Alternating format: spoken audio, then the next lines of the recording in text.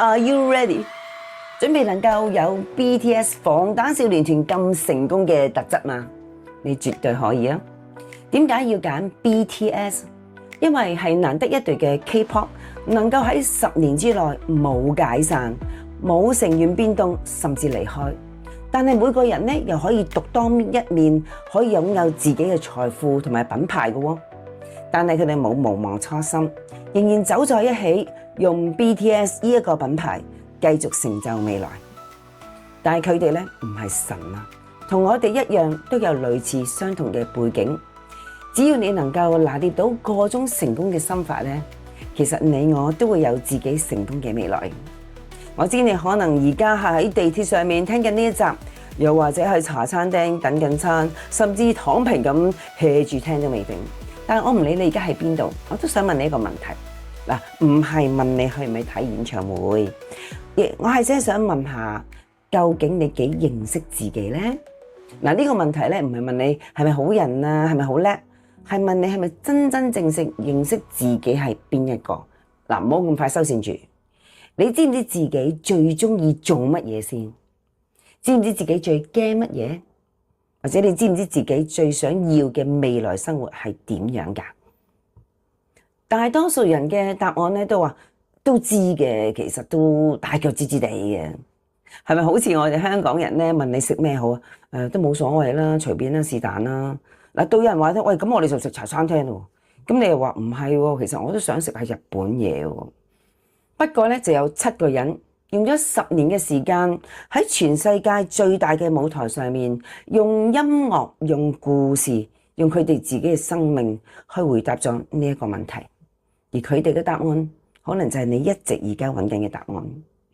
歡迎聽呢一個頻道 Miss Min， 而今集嘅主題就係 Brave Towards Self， 勇敢走向自我，簡寫都係 BTS。我係主持人 Miss Min， 係啊，你冇聽錯，係 Miss Min 姐，唔係名姐。好多人第一次聽到呢個名都會問我，咁會唔會真係你好串啊？嗱，其實咧 Min 咧係意義咁解。嗱，我嘅出發點咧係想同大家咧去揾到屬於你自己嘅人生意義啊。Brave Towards Self 咧係一個關於勇氣啦，關於夢想，關於真實活出自己嘅故事空間。我哋唔係一般嘅 BTS 粉絲節目，我哋係用 BTS 7個人嘅真實故事去解碼一套任何人都可以學習嘅成功智慧。我哋叫呢一套智慧做4雙智慧，何解？首先 EQ 情緒智商，從可以控制情緒去了解自己、了解別人，咁就可以建立一個真實連結嘅能力啦。AQ 逆境智商，面對逆境嘅時候，從失敗中可以站起嚟嘅能力。MQ 德行智商，品德水平同埋道德人格，清楚自己嘅價值觀，唔會俾名利去迷失方向嘅能力。FQ 財商，理財嘅能力，將時間、才能同埋熱情轉化為一個長期可以持續豐盛生活嘅能力，從而可以延續成長為永久嘅財富。我知你可能而家會諗咩4個 Q 即係乜 Q？ 其實乜 Q 我都唔識喎，但係唔緊要啊，因為呢4個 Q 咧係後天可以培養出嚟，而 BTS 咧7個人就係最好嘅示範啦。嗱，今集咧我哋嘅啟播啦，就係帶大家可以從 BTS 嘅真人真事裏邊咧，佢哋係點樣由7個背景截而不同嘅少年，走到今日成為改變世界嘅存在。嗱，聽完今集你就會明白點解佢哋做得到，其實你都做得到㗎，唔係一個口號，而係一個可以實踐嘅真理。準備好未？我哋真係開始啦！2013年咧 K-pop 嘅世界咧係由3大嘅公司去壟斷嘅，分別係 SM 啦、YG 同埋 JYP。Big Hit 呢一間公司咧，幾乎係冇人知道係咩公司。佢嘅辦公室咧都係租間房仔嘅啫。如果用香港嘅標準嚟講，我叫 Big Hit 係一間山寨廠，冇背景、冇資源、冇人脈，當然更加冇乜錢啦。但係就喺呢一個山寨廠裏邊，就走出7個少年，佢哋嘅背景截然不同，但係有一個共通點，就係去追夢，追佢哋嘅夢想。佢哋第一首嘅主打歌就係 No More Dream。建議大家聽完呢集咧，可以去 YouTube 咧揾嚟聽下嘅。入邊嗰句歌詞最震撼就係你嘅夢想係乜嘢啊？其實呢句說話咧係問翻佢哋自己啊。呢首歌曲主要係想鼓勵年青人勇敢咁去真正去追尋自己屬於自己嘅夢想，同埋為未來去做翻佢哋嘅主控權啊。咁而家我好簡單咁介紹呢7位嘅成員嘅背景啊。RM 佢係 BTS 嘅隊長。IQ 高達148，係148，但喺學校咧，其實佢一個好怪嘅細路哥，又唔合群啦，又唔受歡迎啦，又唔知自己嘅位置喺邊喎。你冇聽錯啊 ！IQ 148，學黃子華話齋，又如何？其實都有佢嘅難處。於是佢就靠佢自己去學英文啦，亦都靠 rap 呢個音樂咧揾到佢自己把聲音。2018年咧，佢就代表 BTS 站喺聯合國嘅演講台上邊，向全世界講出以下呢番説話。No matter who you are, where you from, your skin color, your gender identity, just speak yourself。佢話唔理你係邊個，來自邊度，膚色係咩顏色，或者你嘅性別係乜嘢，記得 speak yourself， 為自己發聲。一個曾經喺學校都唔知自己係邊個嘅少年，最終能夠喺世界最重要嘅舞台上面話俾所有人聽，要記得為自己發聲音。呢個就係一個情商嘅核心啦。佢能夠了解自己，表達自己，同世界去建立一個連結嘅能力啊。Suga 為咗追夢，佢曾經一個人喺首爾嘅地下室生活，做兼職送外賣。只係為咗去賺錢買音樂嘅器材，一個外賣仔。而家佢已經係全球最多人聽嘅音樂人之一。但係當年咧，真係淨係送外賣咋。嗱，下次咧你叫外賣嘅時候咧，就尊重下送外賣嗰位仁兄啦。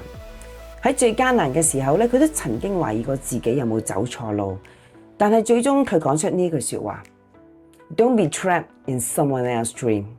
唔好被困喺別人嘅夢想裏邊。係咪有人會同你講，喂，讀醫啦，讀法律啦，讀會計咪正路咯？有冇人同你講，喂，做創作搵唔到食嘅咧？Suga 嘅答案就係唔好被困喺別人嘅夢想裏邊。呢個就係德商 MQ， 清楚自己嘅價值觀，唔好被外界嘅聲音去迷失自己嘅方向。Jin 係 BTS 入邊裏面最年長嘅成員。原本咧佢喺大學嘅戲劇嘅學生嚟嘅，但係佢放棄咗呢個咁穩定嘅學業去追夢。但入行嘅最初時候咧，佢嘅舞蹈同埋唱功都係由零開始練起嘅啫。佢冇天生嘅優勢，但係佢有一樣嘢堅持，佢用最長嘅時間去追翻晒佢其他嘅成員。最終佢成為 BTS 一個唔可以缺少嘅一塊好重要嘅板塊。嗱，呢個咧就係我所謂嘅逆境思維 AQ 啦，係最真實嘅示範者啊！佢唔係天才，但係佢比天才更加努力。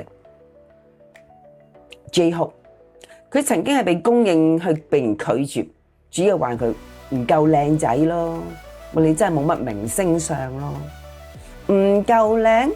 係啊，就係呢個人話唔夠靚呢個人，而家佢係全球公認係最頂級嘅舞者同埋一個表演者。點解佢嘅名叫做 Hope 希望呢？而佢想用自己嘅故事證明咗，你以為嘅缺點，只不過係未開發嘅特點啫。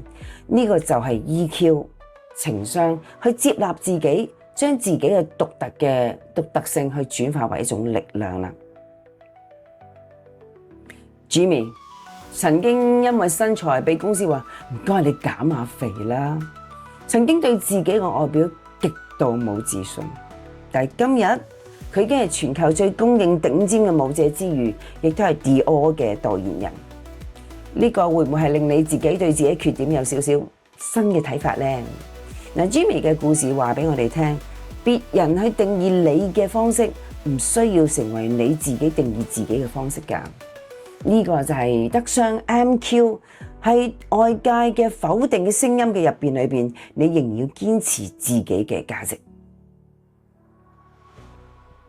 V 係一個被人話係一個好怪人嘅藝術靈魂，佢嘅獨特曾經係佢嘅包袱，太特別，太唔一樣，又唔容易俾人理解，仲好多時會放空。但最終呢一份嘅怪成為佢最大嘅資產，佢嘅獨特嘅審美，佢嘅藝術嘅感知，令佢成為 BTS 入邊最具辨識度嘅存在之一。你以為令你格格不入嘅嗰樣嘢啊，可能正正係你最獨特嘅禮物。呢個就係 EQ 情商最深層嘅功課，要接納自己嘅全部，包括嗰啲你以為係缺陷嘅部分。Jungkook 喺 BTS 裏邊最年輕嘅成員，其實佢13歲就參加選秀節目，但係落選咗，但係竟然有7間公司同時睇中佢。15歲嘅時候咧，佢就離開咗佢自己嘅家鄉釜山，去到首爾，追一個連自己都唔係好肯定嘅夢。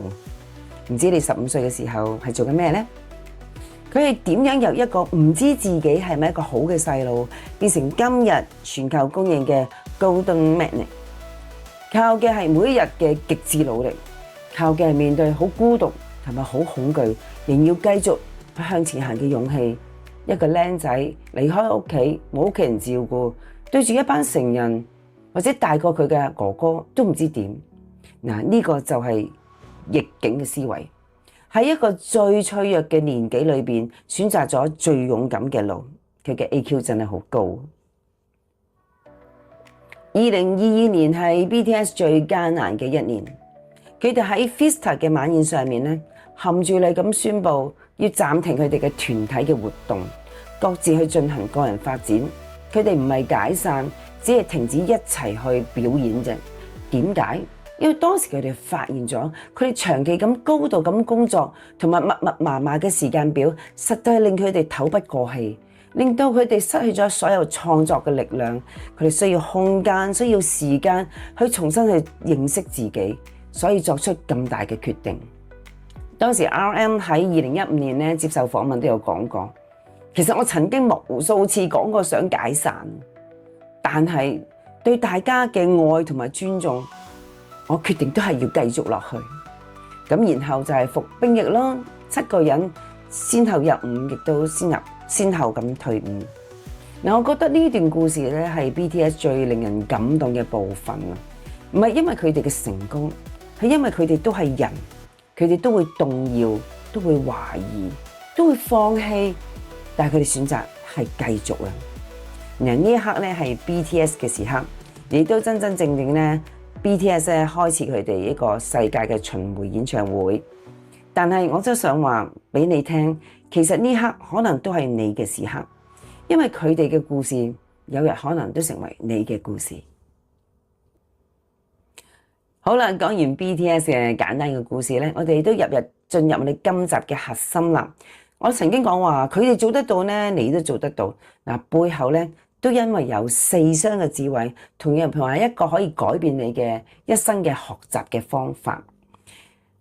首先我要講 BTS 嘅成功咧，唔係靠運氣，亦都唔係靠天分咁簡單，而係靠佢哋每一個人生嘅關口咧，運用咗嗰4種唔同嘅核心智慧。正如我講嘅 EQ 一樣 ，RM 係好了解自己，能夠表達自己，於是能夠建立同世界嘅連結。咁你喺生活上面有冇識得去點樣去表達你自己嘅需要呢？例如喺 AQ 逆境嘅智商裏邊，喺面對 BTS 話可能會解散啦嘅危機，喺疫情喺兵役，佢哋仍然係選擇繼續。咁你呢？喺最低谷嘅時候，你係點樣企返起身㗎？MQ 德行嘅智商，佢哋係 BTS 能夠堅守自己嘅價值觀，唔會俾名利去迷失佢哋嘅方向。咁你係咪好清楚自己嘅底線喺邊呢？至於財商 FQ， 佢哋將時間同埋才能轉化成一個長期可以持續嘅財富。而你而家嘅時間呢，係投資緊自己啊，定係消耗緊自己呢？講到呢度呢，我想插一句，另一種智慧。呢種智慧其實唔係得韓國人先有嘅。我哋香港嘅驕傲，我哋嘅武術家、哲學家、演員李小龍。李小龍都曾經講過，被全世界引用超過咗50幾年嘅說話。佢話：Always be yourself, express yourself, have faith in yourself。永遠要做自己，表達自己，同埋相信自己。Sugar 同埋李小龍兩個人，兩個年代，但係同一個道理。真正嘅成長係由做真正嘅自己開始嘅。而家我就想同大家分享一個可以改變我哋思維嘅概念。究竟點樣我哋真正將知識成為力量呢？一個來自一個腦科學研究嘅學習嘅法則。一位日本嘅精神科醫師華澤子苑喺佢嘅一本書咧，叫做《Output 最高學以致用法》裏邊咧提過，佢話知識本身咧唔係力量嚟㗎，你識運用嘅知識咧先至係力量。個研究發現咧，我哋大多數人嘅學習嘅模式都係不斷輸入。例如你不斷睇書啦，不斷上網學習啦，上堂啦，聽 podcast 啦，但係幾乎咧冇乜點輸出過。係啊，就好似你學呢個踩單車或者游水，如果你淨係紙上談兵，你真係識咩？但係如果你真係去學嘅話，你學咗咧，其實你依世都會識㗎。嗱，就好似你而家咁啦，你聽緊我講呢個 podcast， 但係聽完之後你乜都唔做，其實等下一集咁又代表乜嘢咧？嗱，根據腦科學家嘅研究咧，學習嘅黃金比例咧係用大約30%嘅時間去吸收，用70%嘅時間咧去做翻輸出嘅練習。咩叫輸出咧？就係話要講出嚟啦，寫低佢啦，或者做出嚟。而 BTS 咧就正係做輸出嘅最佳嘅示範。佢哋唔係靜靜雞咁練習就算，佢哋每一日咧都喺舞台上面，喺鏡頭嘅前面，甚至喺音樂入邊，都會將自己嘅情感同埋想法咧，會輸出俾全世界。我想將 BTS 嘅故事同一個財商嘅概念去連結一齊，我哋叫做複利效應。BTS 用咗10年嘅時間，每日都努力一啲啲，但係10年後呢啲每日嘅一啲啲嘅努力咧，就複利咁滾存啦。佢變咗乜嘢啊？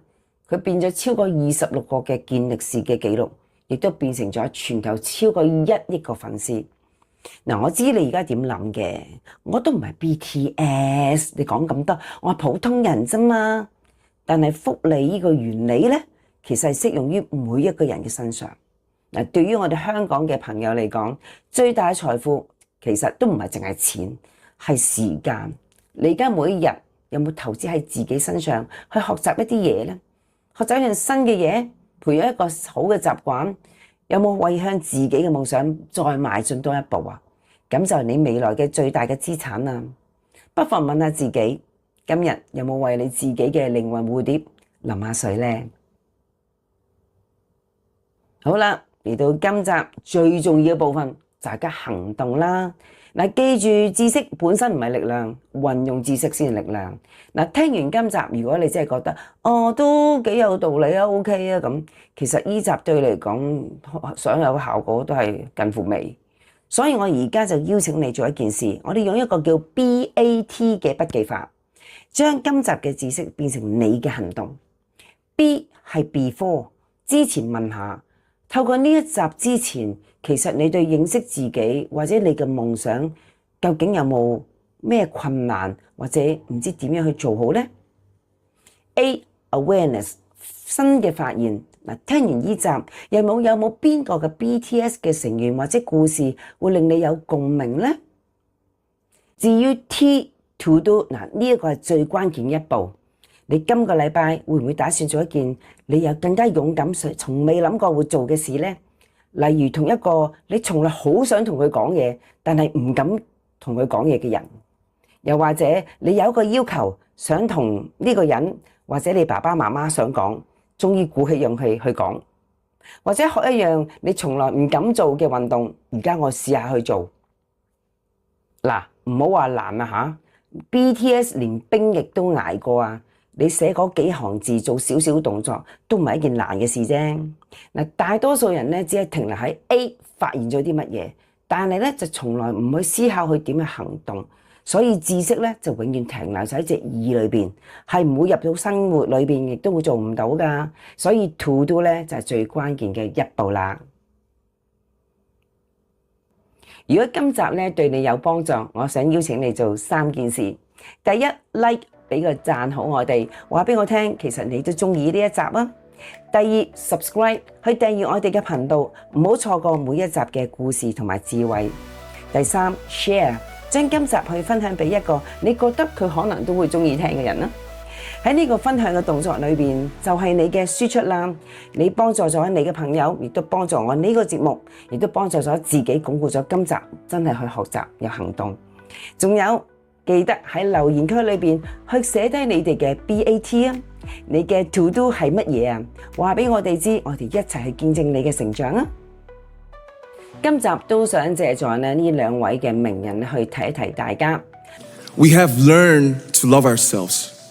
So now I urge you to speak yourself. Ultimately, martial art means honestly expressing yourself. BTS 隊長 RM 同埋李小龍，一個韓國人，一個香港人，一個喺2018年，一個喺1971年，相隔47年，但係同一個道理，記得為自己發聲音，做真實嘅你自己。你唔需要成功先至有資格為自己發聲，你唔需要完美先值得去相信自己，你需要嘅係勇敢活出自己。如果你願意聽到今集呢，我相信都已經係一個唔錯嘅開始啊！我係你嘅節目主持人 Miss Min 姐，我哋下個禮拜再見啦，拜拜。